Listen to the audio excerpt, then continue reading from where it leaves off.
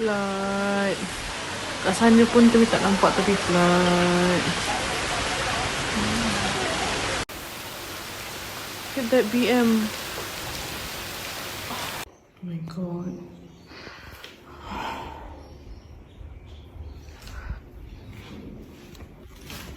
The current situation right now.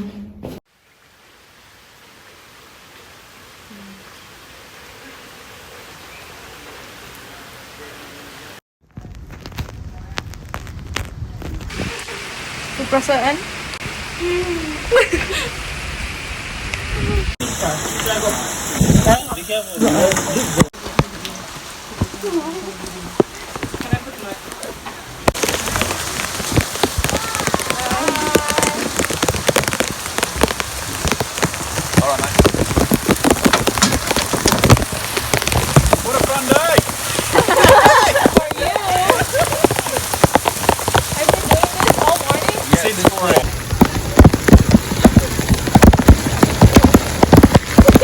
Going to take you up here into the dry area. Okay. When we get there, just stay seated and maybe hold on. Okay, because as we get shallow, we could bump. Okay.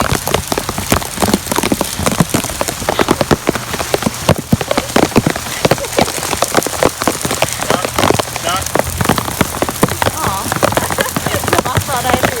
Itulah, dah tak ada lupa dah.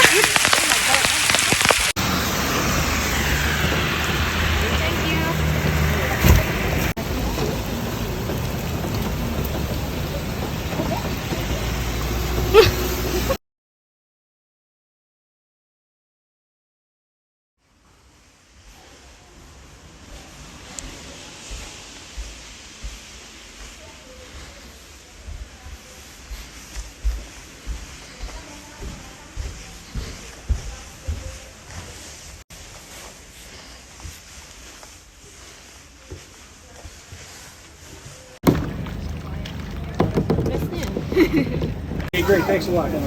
You got them? Yeah, I got them. We're ready. Kayak kita, our volunteer. Our chef.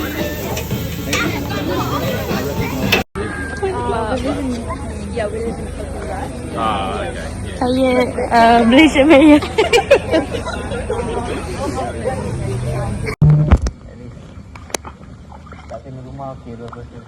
Tak masuk rumah tu banyak benda dapat selamat. Or water, so coming down here probably better than sitting.